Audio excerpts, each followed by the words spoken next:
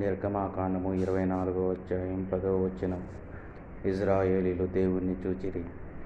ఆయన పాదముల క్రింద నిగనిగలాడుచున్న నీలమయమైన వస్తువు, ఆకాశమండలము వంటి తేజస్సును వారు చూచిరి. కీర్తన 18:9.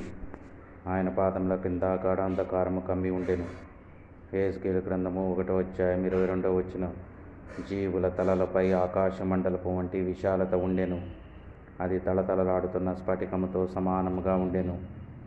ప్రకటన 4:8. దేవుని సింహాసనము ఎదుట స్ఫటికమును పోలిన గాజు సముద్రము ఉండెను.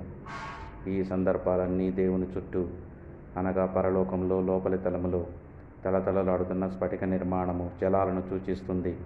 కీర్తన 17:11. గుడారము వలె తన చుట్టూ గాఢాంధకారమును వ్యాపింపచేసెను. జలాంధకారము ఆకాశ మేఘములను తనకు మాటుగా చేసుకొనెను. మేఘము